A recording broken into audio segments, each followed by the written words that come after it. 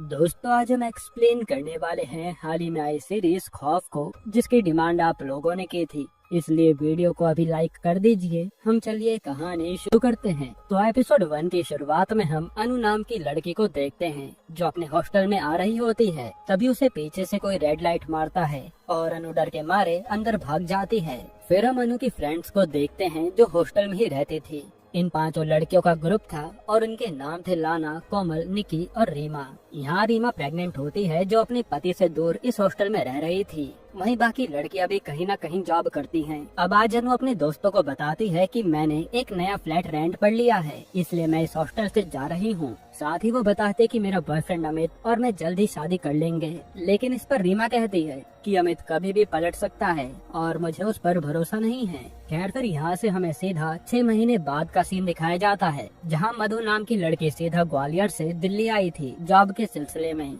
यहाँ मधु का बॉयफ्रेंड अरुण उसे पिक करने आता है और ये दोनों सीधा अरुण के रूम पर आ जाते हैं। तब अरुण के रूम में जाते ये दोनों इंटीमेट होने लगते हैं। तभी मधु अरुण को रोक देती है और हम समझ पाते हैं कि मधु के साथ पास्ट में कुछ ऐसा ट्रॉमा हुआ था जिसके कारण मधु इंटीमेट होने से डरती है। तब अरुण भी उसकी परेशानी समझता है। फिर अगले दिन मधु अपने जॉब इंटरव्यू पर जाती है और उसका इंटरव्यू अच्छा जाता है, जिसके बाद मधु आकर अपनी बेला दीदी से मिलती है जो मधु की पुरानी जानकार थी और उसी कंपनी में जॉब करती थी जिसमें मधु इंटरव्यू देने आई थी। यहाँ बेला मधु से पूछती है कि तुम्हारा इंटरव्यू कैसा गया, जिस पर मधु कहते कि ठीक ही था, पता नहीं जॉब मिलेगी भी या नहीं। लेकिन बेला कहते कि एचआर मेरा फ्रेंड है, तुम्हें आराम से जॉब मिल जाएगी। यहाँ बातों के दौरान ही मधु बेला से रूम के बारे में पूछती है ताकि वो अपना अलग रह सके। तो बेला उसे एक हॉस्टल के बारे में बताती है जहाँ कई जॉब करने वाली लड़कियाँ पहले से रह रही थी। तभी वहाँ बेला का फियांसे नकुल आता है और मधु नकुल को देखकर कुछ सोचने लगती है, जैसे उसने पहले भी नकुल को देखा हो। खैर अब यहाँ से मधु अपने लिए हॉस्टल देखने जाती है और ये वही हॉस्टल था जहाँ अनु और उसके ग्रुप की लड़कियाँ रहती थी। फिर वार्डन ग्रेसी मधु को एक रूम दिखाती है 333, क्योंकि वही रूम फिलहाल के लिए खाली था। ग्रेसी मधु से बताती है कि ये बक्सा यहाँ रहने वाली लड़की अनु का था, अगर तुम्हें ये नहीं चाहिए तो बता देना, मैं हटवा दूंगी। लेकिन मधु कहते कि कोई प्रॉब्लम नहीं है, मैं मैनेज कर लूंगी। खैर इसके बाद मधु और अरुण जब मधु का सामान लेने जा रहे होते हैं तब अरुण मधु से कहता है कि हमें कोई और जगह देखनी चाहिए, क्योंकि मुझे ये हॉस्टल पसंद नहीं आया। ऊपर से ये मेन सिटी से काफी दूर भी है। लेकिन मधु कहती है कि कहीं और इतना सस्ता रूम नहीं मिलेगा। हालांकि मधु अरुण से अपने लिए मेडिकल सर्टिफिकेट बनवाने के लिए कहती है, जो कि उसे वार्डन को देना था। इसके बाद अरुण यहाँ से मधु का मेडिकल सर्टिफिकेट बनवाने के लिए सीधा साइकेट्रिस्ट सोहिनी के पास आता है, जो मधु का सर्टिफिकेट बना देती है। साथ ही वो मधु को देखकर कहती है कि मुझे एक असिस्टेंट की नीड है और तुम समझदार लग रही हो, पार्ट टाइम जॉब करना चाहो तो आ जाना मेरे पास, जिसके लिए मधु मान जाती है।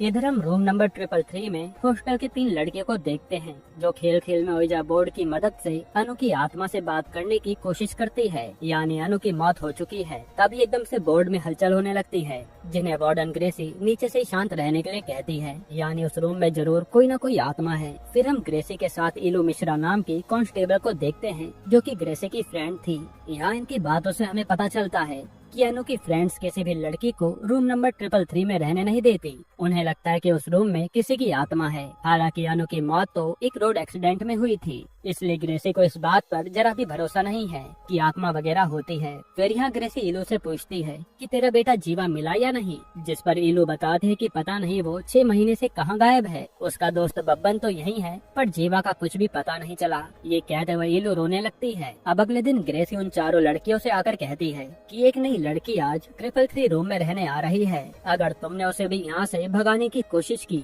तो मुझसे बुरा कोई नहीं होगा। साथ ही ग्रेसी कहते कि तुम लोग भी कब से इसी हॉस्टल में रह रही हो, ऐसा करो तुम लोग यहाँ से निकल जाओ। पर ये लड़कियाँ कहती हैं कि हम चाहकर भी इस हॉस्टल से नहीं निकल सकते। खैर फिर थोड़ी देर में मधु अपना सामान लेकर हॉस्टल में आ जाती है। इधर इलू जाकर बब्बन से मिलती है, जिसे पुलिस ने किसी इलीगल काम में पकड़ा था। इलू बब्बन से अपने बेटे जीवा के बारे में पूछती है, लेकिन बब्बन कहता है कि मुझे उसके बारे में कुछ भी नहीं पता कि वो कहाँ है। पर वो इतना बताता है कि एक हकीम है जिसका अपना दवाई खाना है और जीवा उसी के लिए काम करता था, बाकी मुझे कुछ नहीं पता। फिर हम उसी हकीम को देखते हैं जिसका शरीर थोड़ा थोड़ा सड़ रहा था और वो आज एक आदमी को मर्दाना ताकत बढ़ाने की दवाई बता रहा था। फिर वो हकीम सीधा अपने रूम में जाता है और एक बिच्छू को मारकर उसका रस लाकर उस आदमी को पिला देता है। यहाँ उस आदमी की बातों से हम समझ पाते हैं कि वो किसी एमएलए का भाई है। वो हकीम से कहता है कि तुम मेरा इलाज कर, बदले में जो चाहिए वो मुझे बता दे। इस पर हकीम उसे बब्बन नाम के लड़के को पुलिस से छुड़ाने के लिए कहता है। यानी बब्बन भी हकीम के लिए काम करता था। फिर उस आदमी के जाते ही यहाँ पर ईलू हकीम से मिलने आती है और अपने बेटे जीवा के बारे में पूछती है, जिस पर हकीम कहता है कि मुझे उसके बारे में कुछ भी नहीं पता और आपका बेटा मेरे बहुत काम आता था। वो मुझे कई प्रकार की जड़ी बूटियां लाने में मदद करता था, पर पता नहीं अब वो कहाँ है। जो सुनकर ईलू चली जाती है। अब हम हॉस्टल का सीन देखते हैं जहाँ मधु रीमा से दोस्ती करने आती है तो रीमा और लाना उसे वार्निंग देते हैं कि उस रूम में रहकर तुम बड़ी गलती कर रही हो, जितना जल्दी हो सके उसे खाली कर दो। पर मधु उनकी बात इग्नोर करके अपने रूम में चली जाती है। फिर अगले दिन मधु अपनी जॉब ज्वाइन करती है जहाँ आज का दिन काफी अच्छा रहता है। फिर जब वो और बेला साथ में लंच कर रहे होते हैं तो मधु बेला से नकुल के बारे में पूछती है, जिस पर बेला बताती है कि नकुल और मैं ऑफिस के दौरान ही मिले थे। उसका ऑफिस यहीं पास में है और हम जल्द ही शादी भी करने वाले हैं। इसके बाद रूम पर जाते ही मधु नकुल की प्रोफाइल स्टॉक करती है, जैसे वो नकुल के बारे में कुछ पता लगाना चाहती हो। पर तभी उसके रूम का डोर नॉक होता है और गेट खोलने पर वहाँ कोई भी नहीं होता। उसी समय रीमा और लाना निकलते हैं और कहते हैं, लगता है खेल शुरू हो गया है, अभी भी मौका है, निकल लो। पर मधु कहते कि मैं किसी से डरती नहीं हूँ। इसके बाद मधु जब सो रही होती है तभी उसे एक बहुत ही भयानक सपना आता है, जिससे उसकी नींद टूट जाती है। तभी हम मधु के पीछे एक आत्मा को देखते हैं जो उसे घूर रही थी। यानी सच में इस रूम में कुछ है। यहीं पर एपिसोड 1 खत्म होता है। एपिसोड 2 की शुरुआत में हम 1 साल पहले का सीन देखते हैं जहां मधु के कॉलेज की फेयरवेल पार्टी चल रही थी। वहीं उससे मिलने अरुण आता है, जो कि हर महीने दिल्ली से ग्वालियर सिर्फ मधु से मिलने आता था। फिर ये दोनों एक कोने में जाकर किस वगैरह करने लगते हैं। पर उसी समय 3 लोग मास्क में आते हैं और अरुण को खूब मारते हैं। फिर ये तीनों मधु के साथ दुष्कर्म करते हैं और मधु बस चिल्लाती रह जाती है। अब सीन प्रेजेंट में आता है जहाँ मधु नकुल के ऑफिस में आती है और एक एम्प्लॉय से नकुल की इन्फॉर्मेशन लेने लगती है कि वो पहले ग्वालियर में कहाँ रहता था। तभी वो एम्प्लॉय नकुल को आवाज लगाती है और नकुल को देखते ही मधु वहाँ से भाग निकलती है। खैर अब हम लाना को देखते हैं जो चुपचाप एप्पल खा रही थी और उसके गले पर एक रस्सी का निशान था, जैसे किसी ने उसका गला दबाया हो। इसके बाद यहाँ एलू आकर ग्रेसी से मिलती है और ये लोग उसी रूम की बातें करने लगते हैं कि पता नहीं लड़कियाँ उस कमरे में इतना जाने से डरती क्यों हैं, बल्कि माँ तो कुछ है भी नहीं। लेकिन एलू कहती है कि एक हकीम को मैं जानती हूँ, सुनने में आया है कि वो काली शक्तियों से भी निपट लेता है, ऐसा कर तो उसे बुला ले। तब ग्रेसी उसकी बात मान लेती है। फिर हम उसी हकीम को देखते हैं जो एक लड़की को ऊपर से घूरे जा रहा था। तभी उस पर ग्रेसी का फोन आता है और वो उसे अपने हॉस्टल में आने के लिए कहती है। इधर मधु अपनी एक जॉब खत्म करके सोहिनी के यहाँ जॉब पर जाती है और वो दोनों जॉब काफी अच्छे से कर रही थी। वहीं मधु की मुलाकात सोहिनी की बेटी से होती है और ये दोनों दोस्त बन जाते हैं। खैर फिर जब मधु सोहिनी का काम कर रही होती है तो बताती है कि मैम मेरे हॉस्टल में कुछ लड़कियां हैं जिनकी फ्रेंड के रूम में अब मैं रहने लगी हूँ, पर उस रूम से लेकर पता नहीं उन्हें क्या इशू है जो वो मुझे बार बार वहाँ से जाने के लिए कहती हैं। जिस पर सोहिनी कहती कि शायद ये उनका कोई ट्रॉमा होगा। इधर हकीम आकर ग्रेसी से मिलता है और ग्रेसी उसे वही रूम दिखाती है। जहाँ जाते ही हकीम कहता है कि यहाँ कुछ तो है जो मैं महसूस कर पा रहा हूँ। फिर वो उन चारों लड़कियों से कहता है कि आप इस हॉस्टल से चाहकर भी बाहर नहीं जा पाते ना, जिस पर वो कहती है हाँ। लेकिन ग्रेसी को उसकी बातों पर यकीन नहीं होता, इसलिए वो हकीम को यहाँ से जाने के लिए कहती है। पर हकीम जाते जाते कहता है कि मैं तो जा रहा हूँ, पर उस कमरे से जो कुछ भी चीज जुड़ी हुई है वो इन चारों लड़कियों को तबाह कर देगी और अब तो जो लड़की वहाँ रहने आई है वो भी नहीं बच पाएगी। लेकिन ग्रेसी को हकीम की बातों पर यकीन नहीं था। इसके बाद रात में जब मधु अरुण से मिलने के लिए तैयार हो रही होती है तभी उसे पीछे से वही आत्मा देख रही थी। वहीं हॉस्टल के गेट पर हम लाना को देखते हैं जो उस हकीम से कहती है कि हमें कैसे भी करके यहाँ से निकलना है। इस पर हकीम उसे अभी चलने को कहता है और लाना जैसे ही गेट से कदम बाहर रखती है तभी उसके गले पर रस्सी जैसा निशान बन जाता है, जैसे उसका कोई गला दबा रहा हो। इससे लाना वापस अंदर आ जाती है और हकीम उसे एक शीशी देता है कि इसका इस्तेमाल मैं आपको बाद में बताऊंगा और मैं ही तुम्हारी मदद कर सकता हूँ, जो लाना ले लेती है। यहाँ मधु अरुण के साथ डिनर पर आई थी, पर बातों बातों में अरुण के मुंह से कुछ ऐसा निकल जाता है जिससे मधु उससे लड़ाई कर लेती है। फिर अरुण मधु को सीधा अपने रूम पर लाता है और कहता है कि उस रात को मैं कभी भुला नहीं पाता, रोज वही रात मुझे परेशान करती है। यहाँ अरुण उसी फेयरवेल वाली रात की बात कर रहा था। इधर ग्रेसी और रीलू साथ में थे, जहाँ ग्रेसी उससे कहती है कि तुमने अपने बेटे को इतना सर पर चढ़ाया था जो वो आज तुम्हें पूछ तक नहीं रहा है, अब पता नहीं वो कहाँ होगा। जिस पर ईलू भड़क जाती है और हम देख पाते हैं कि ईलू अपने बेटे से इतना प्यार करती है कि उसके बारे में कुछ भी नहीं सुन सकती। तभी किचन में ग्रेसी कुछ चींटियों को लाइन से कहीं जाते हुए देखती है और उस जगह को खोलने पर उसे वहाँ एक बॉक्स और कांच की बर्नी मिलती है जिसमें एक बिच्छू था। ये देख कर ईलू के होश उड़ जाते हैं कि ये मेरा बेटा कर क्या रहा था। इधर हकीम एक बच्चे के जरिए उसी लड़की को अपने पास बुलाता है जिस पर वो 2 दिन से नजर रख रहा था, और उस लड़की के आते ही वो उस पर हमला कर देता है। यानी हकीम कुछ बहुत ही खतरनाक एक्सपेरिमेंट कर रहा है। इसके बाद हम मधु को देखते हैं जो आज अपने ट्रॉमा के बारे में आकर सोहिनी को बताती है कि उस रात से मैं कभी चैन से नहीं सो पाती और मुझे स्लीपिंग पिल्स लेनी पड़ती है। साथ ही वो बताती है कि उन तीनों लड़कों में से एक तो मुझे जानता था, वो बार बार मेरा नाम ले रहा था, पर मेरे अंदर हिम्मत ही नहीं हुई कि मैं बाद में पुलिस को इसके बारे में बता सकूं, क्योंकि मेरी फैमिली बहुत ही स्ट्रिक्ट है। मेरे घर वाले मेरा घर से निकलना ही बंद करवा देते अगर वो ये बात जान जाते। फिर यहाँ सोहिनी से अपना मन हल्का करने के बाद मधु सीधा नकुल के घर जाती है उससे मिलकर कुछ सवाल पूछने के लिए। यहीं पर एपिसोड 2 खत्म होता है। एपिसोड 3 की शुरुआत में हमें कुछ महीने पहले का सीन दिखाते हैं जहां जीवा एक लड़की को बब्बन की दुकान पर लाया था। वहां जीवा उस लड़की को पहले पायल दिलाता है और फिर किसी बहाने से सीधा हकीम के पास लेकर आता है। तभी वो लड़की वहां से भागने लगती है, लेकिन हकीम उसे तुरंत बेहोश कर देता है। इसके बाद सीन प्रेजेंट में शिफ्ट होता है जहां मधु नकुल से आज सारी बातें पूछ लेती है ताकि सब क्लियर हो। वो कहते कि तुम मुझे ग्वालियर से जानते हो ना, और उस रात तुम ही थे अपने 2 दोस्तों के साथ, मुझे ऐसा लगता है। लेकिन यहाँ नकुल साफ मना कर देता है कि मैं दिल्ली में ही रहा हूँ हमेशा से और मुझे कुछ भी नहीं पता तुम क्या कह रही हो। जिस पर मधु नकुल से माफी मांगती है कि मैंने तुम पर फालतू में शक किया, और नकुल भी उसे रिलैक्स फील कराता है कि मुझे तुम्हारे ट्रॉमा के बारे में सुनकर बहुत बुरा लगा। जिसके बाद मधु वहाँ से सीधा अपने हॉस्टल आती है और वहाँ उसकी मुलाकात बाकी दूसरे रूम में रहने वाली लड़कियों से होती है और ये लड़कियाँ मधु से दोस्ती भी कर लेती है। फिर एक लड़की लंच के टाइम पर मधु को बताती है कि तुम जिस रूम में रहती हो वहाँ पहले अनु रहती थी, जिसकी वही चारों लड़कियाँ फ्रेंड थी, पर अनु तो रोड एक्सीडेंट में मारी गई। जिसके बाद ये लोग रूम को लेकर अजीबोगरीब बातें करने लगी। इधर इलू हकीम से पूछताछ करने सीधा उसके पास आती है तो वो किसी औरत का इलाज कर रहा था। वहीं बब्बन भी हकीम के साथ था। फिर औरत के जाते इलू हकीम से कुछ सवाल करती है पर हकीम कुछ ज्यादा जवाब नहीं देता। तभी वहाँ से निकलते इलू उसी औरत से मिलती है जिसका हकीम इलाज कर रहा था और उसके हाथ पर उसे एक काटने का निशान दिखता है। पूछने पर वो औरत बताती है कि हकीम यहाँ से मेरा खून निकालता है टेस्ट करने के लिए, जिसकी इलू फोटो ले लेती है। इसके बाद इलू को उसके सीनियर बुलाते हैं और इलू उनसे कहती है कि मैं जीवा को ढूंढ रही हूँ, जल्दी वो मिल जाएगा। फिर इलू अपने सर से कहती है कि सर कुछ समय पहले सीरियल किलिंग का केस आया था ना, जिसमें सारी विक्टिम फीमेल थी और उनकी बॉडी से सारा ब्लड सुखा दिया गया था। अगर आप चाहें तो मैं उस पर काम करना चाहती हूँ क्योंकि केस तो अभी भी पेंडिंग है। तब उसके सर इलू को परमिशन दे देते हैं। जिसके बाद इलू जाकर वही केस की फाइल पढ़ती है और उसमें उसे एक लड़के के पैर में सेम वैसी पायल नजर आती है जैसे उस रात जीवा के बॉक्स से पायल मिली थी। ये देखकर इलू के होश उड़ जाते हैं। इधर हम उसी हकीम को देखते हैं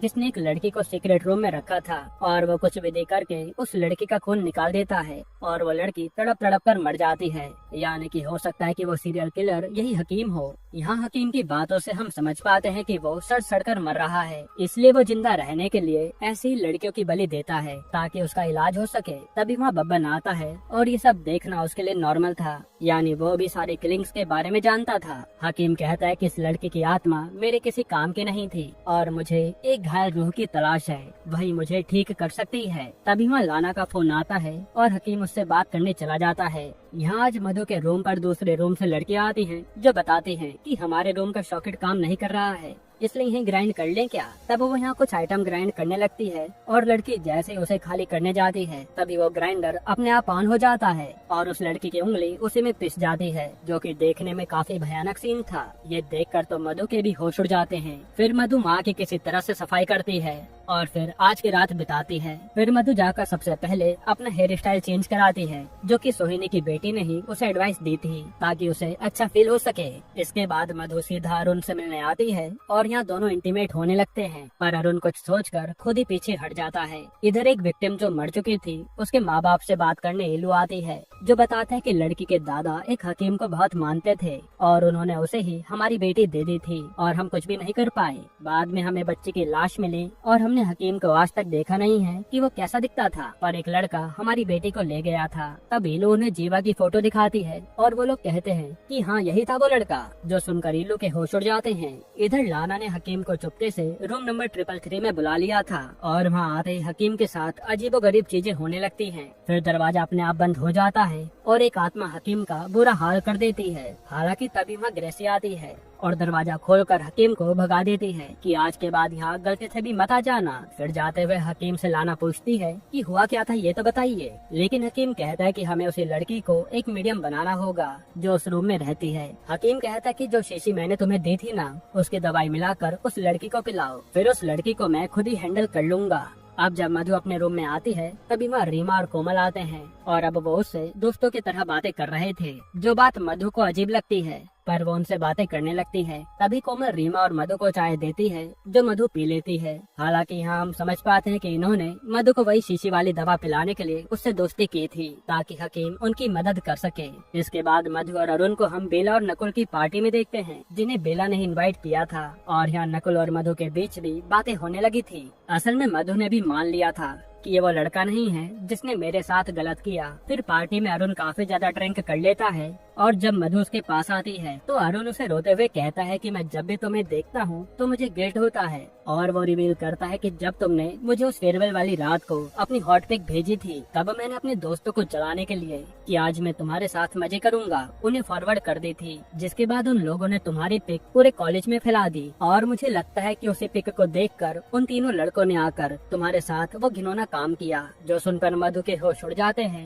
इसके बाद मधु घर आकर खूब रोती है और फिर जब वो सोने वाली थी तभी एक बिच्छू आकर उसके पैर पर काट लेता है और उसे अपने सामने एक आत्मा दिखती है जो जली हुई थी। यहीं पर एपिसोड 3 खत्म होता है। एपिसोड 4 की शुरुआत में हमें कुछ महीने पहले का सीन दिखाते हैं जहाँ जीवा हकीम के साथ ही काम कर रहा था और वो देखता है कि हकीम ने कैसे एक लड़की की बलि दी है और लड़कियां प्रोवाइड कराने का काम जीवा और बब्बन का ही था। यहाँ जीवा हकीम से पूछता है कि क्या तुम मुझे लड़कियों को वश में करना सिखाओगे, मुझे भी ये कला सीखनी है, जिसके लिए हकीम मान जाता है। फिर जब जीवा घर आता है तो ईलू उसका इंतजार कर रही थी और वो जीवा से काफी प्यार से बात करती है, लेकिन जीवा अपनी माँ से काफी रूडली बात करता है और हमें पता चलता है कि जीवा का बाप उसे और उसकी माँ को मारता था, इसलिए इलू ने उसे छोड़ दिया था। वहीं एक बार जीवा ने गुस्से में एक लड़की की आंख फोड़ दी थी, इसलिए इलू ने उसे कुछ समय के लिए जेल में डलवा दिया था। इसलिए आज तक जीवा अपनी माँ से नफरत करता है। पर इलू बताते कि उस समय लड़की का बाप तुझे मारने के लिए ढूंढ रहा था और तुझे जिंदा रखने के लिए ही तुझे जेल में डलवाना पड़ा,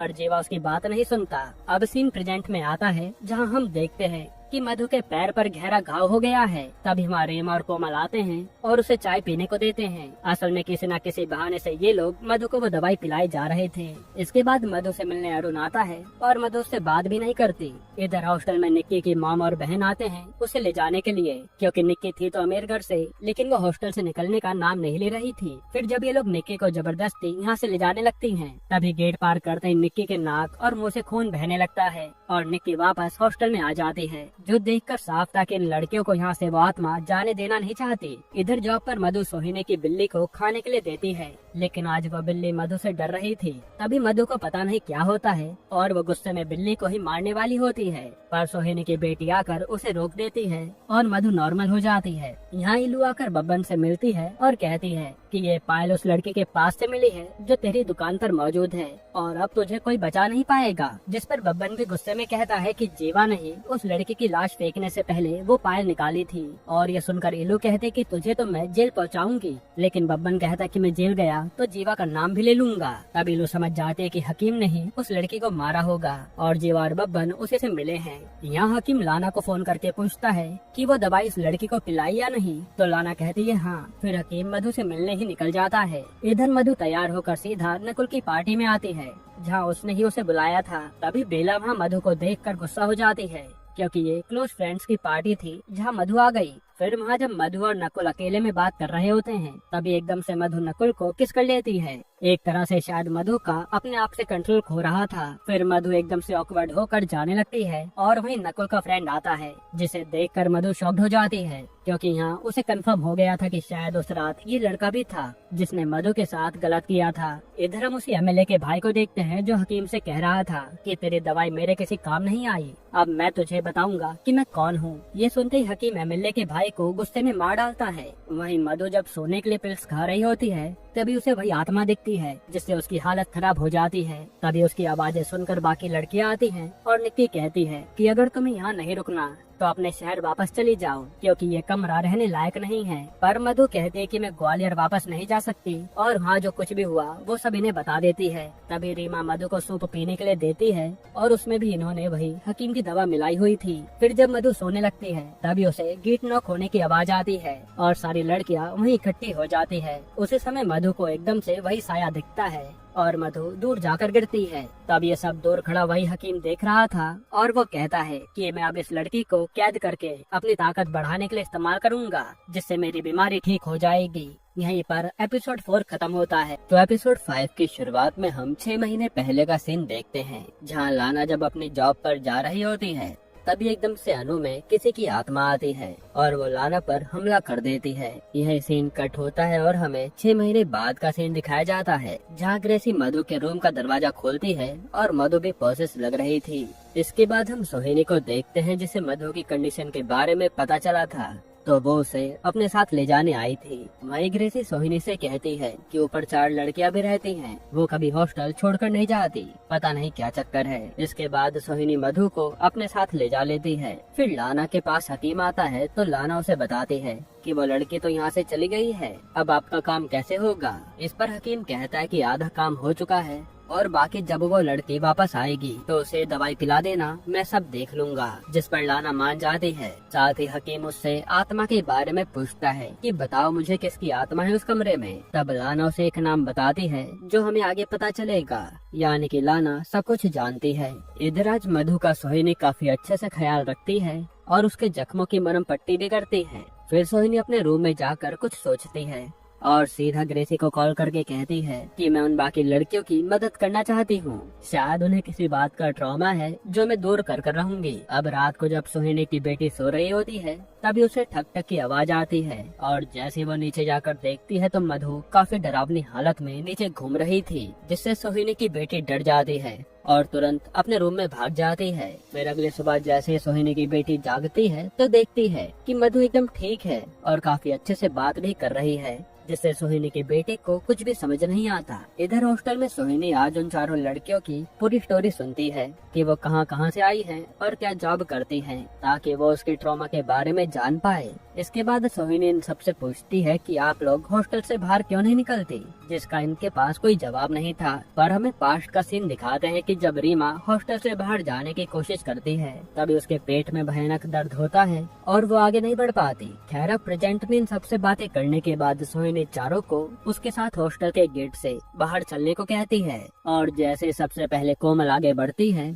उसके तुरंत गाल पर नाखून के निशान बन जाते हैं और वो तुरंत अंदर चली जाती है, जो देखकर सोहिनी भी हैरान थी। पर वो तो भूत प्रेत में नहीं मानती थी, उसे अभी भी लग रहा था कि इन लड़कियों में किसी बात का ट्रॉमा है, इसलिए वो अपने आप को हार्म पहुंचा रही हैं। हॉस्टल से निकलते ही इधर मधु आकर अरुण से मिलती है और आज ब्रेकअप के लिए कहती है, जिस पर अरुण कहता है कि मैं तुम्हारे बिना रह नहीं पाऊंगा। ये कहते ही वो मधु को किस करने लगता है और आज ये दोनों इंटीमेट हो जाते हैं। यहाँ इलू आकर उसी हकीम से मिलती है और कहती है कि तेरे पास एक लड़की आई थी जिसकी बाद में लाश मिली, यानी तूने ही उसका खून किया होगा। अब ये बता तूने कितनी लड़कियों को मारा है। जिस पर हकीम उल्टा इलू से जीवा के बारे में पूछने लगता है और कहता है कि तेरा बेटा भी मुझसे यही सारी विद्या सीखता था और वो पैसों के बदले में मेरे लिए लाशें ठिकाने लगाने का काम करता था। जो सुनकर इलू के होश उड़ जाते हैं। यहाँ जब मधु अपने काम पर जा रही होती है तभी उसे नकुल मिलता है और उसे लिफ्ट देता है। फिर कार में वो उस रात की किसकी बात करता है जो मधु को अच्छी नहीं लगती और वो कहती कि तुम्हारा दोस्त जो उस दिन पार्टी में आया था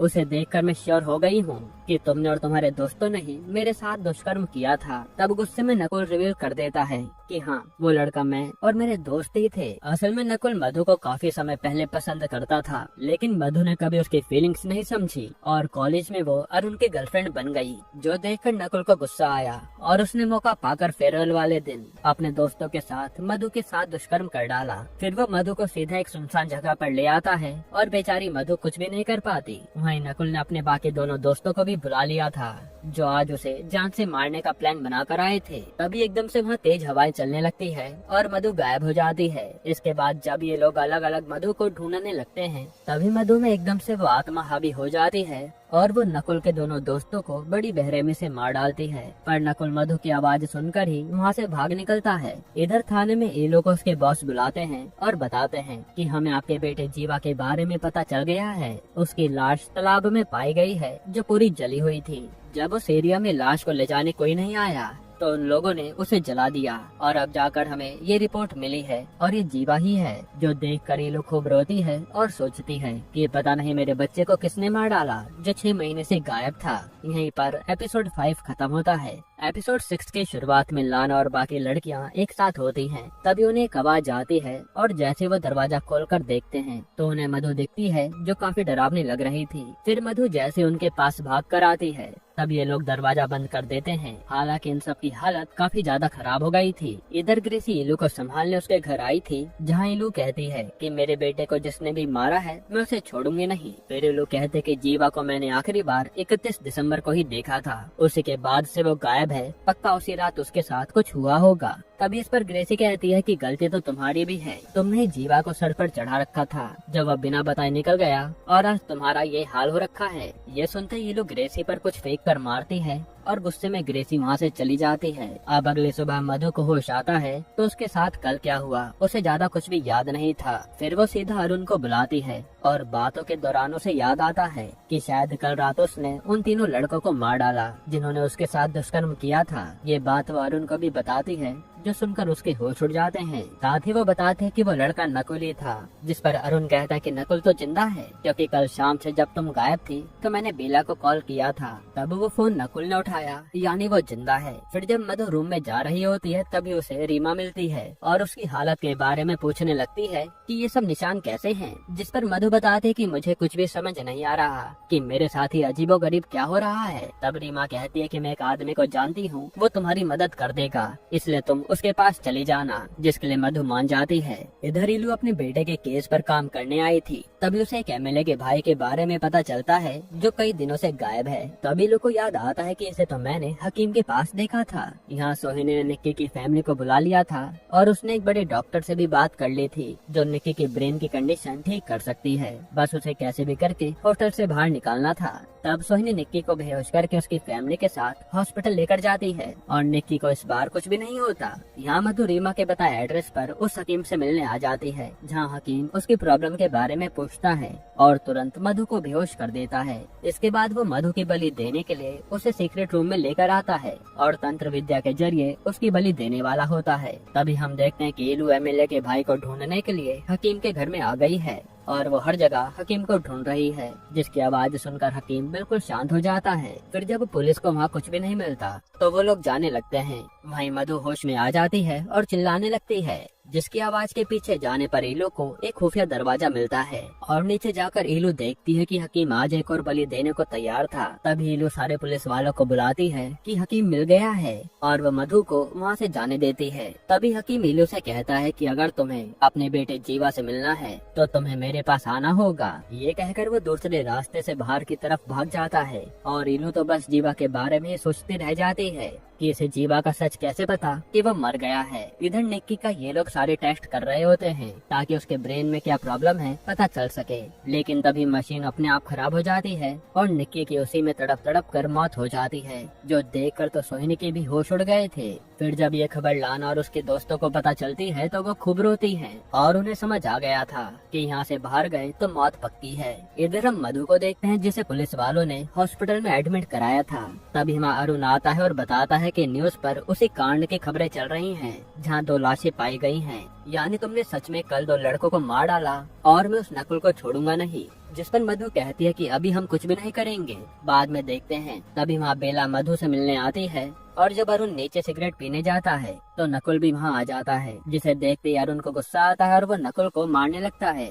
कि तूने मधु के साथ वो सब किया था ना। जिस पर नकुल भी उसे मारता है और कहता है कि जा पुलिस को बता दे सब, और मैं भी बता दूंगा कि कैसे मधु ने मेरे दोस्तों को कल रात मार डाला। जो सुनकर अरुण चुप हो जाता है और तभी बेला आती है जो कहती है कि मधु और अरुण को हम उनके रूम तक छोड़ देते हैं। फिर वो दोनों को मधु के रूम तक छोड़ते हैं और मधु जाते जाते बेला से बताती है कि उस रात तुम्हारा नकुल ही था, ये बात कंफर्म है। जो सुनकर बेला उसकी बातों पर ध्यान नहीं देती। इधर सोहिनी ग्रेसी से बात करती है कि मुझे बाकी उन तीनों लड़कियों से मिलना है सच जानने के लिए, पर ग्रेसी कहते कि जब से निक्की मरी है उसकी फैमिली मेरे हॉस्टल पर गुस्सा है और मेरे पास हॉस्टल बंद करने का नोटिस भी आ गया है, मैं अब कुछ भी नहीं कर सकती। इधर इलू को उसका साथी कांस्टेबल जीवा की लास्ट लोकेशन बताता है जो कि ग्रेसी के हॉस्टल की थी। ये देख कर इलू के होश उड़ जाते हैं। वहीं ग्रेसी आज जाकर लाना और बाकी लड़कियों से कहती है कि अब यहाँ से जाना तो है ही, इससे पहले मुझे सच जानना है कि तुम लोग यहाँ से जाती क्यों नहीं हो। यहीं पर एपिसोड 6 खत्म होता है।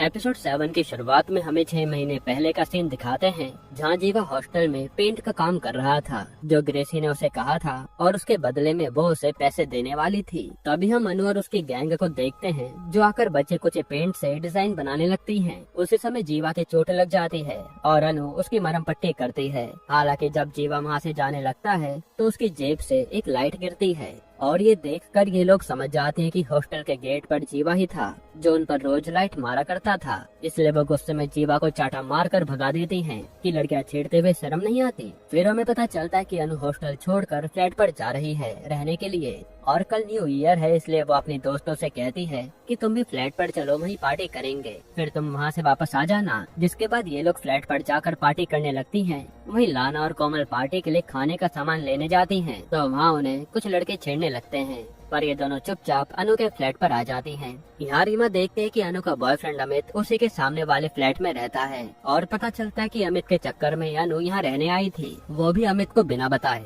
जिस पर रीमा कहती है कि मुझे अमित सही लड़का नहीं लगता। खैर तभी वहाँ लाना और कोमल खाने का सामान ले आती हैं और ये लोग पार्टी करने लगते हैं, पर उसी वक्त दरवाजे पर कोई आता है और ये कोई और नहीं बल्कि वही लड़के थे जो लाना और कोमल को छेड़ रहे थे। यहाँ इन लड़कों के साथ इस फ्लैट के ऑनर का बेटा भी था जो लड़कियों से जिद करने लगता है कि हमें भी अपनी पार्टी में शामिल कर लो ना, लेकिन लाना मना करती है और गुस्से में वो लड़का कहता है कि अच्छा ये बता छोटी वाली लड़की का रेट क्या है, जो सुनकर सब चौंक जाते हैं कि ये कैसी बात कर रहा है। तब वो लड़का रिवील करता है कि ये छोटी लड़की यानी कोमल एक प्रोस्टिट्यूट है, जो जानकर सारी लड़कियों के होश उड़ जाते हैं और यहाँ लाना के लड़कों से बहस हो जाती है। तब वह मकान मालिक आता है और लड़का अपने डैड से बता देता है कि ये सारी लड़कियां ही धंधा करती हैं। जिसके बाद वो आदमी ने अपने रूम से निकाल देता है। फिर ये सारी लड़कियां वापस अपने हॉस्टल पर चली जाती हैं। वहीं अनु यहाँ अमित के साथ न्यू ईयर मनाने के लिए रुकी हुई थी। तभी अनु अमित को मिलने के लिए बुलाती है और अमित को भी सोसाइटी में हुए पंगे के बारे में पता चल गया था, इसलिए वो अनु को ही डांटने लगता है कि तुमने मेरे घर के पास फ्लैट क्यों लिया, मैं समाज में ऐसे तुम्हारे साथ खुलकर नहीं रह सकता। तभी अनु अमित के हाथ में रिंग देखती है और उसे सब कुछ समझ आ जाता है। असल में आज अमित ने किसी और के साथ एंगेजमेंट कर ली थी और अमित कहता है कि मैं आगे तुम्हारे साथ नहीं रह पाऊंगा। ये सुनकर अनु का दिल टूट जाता है।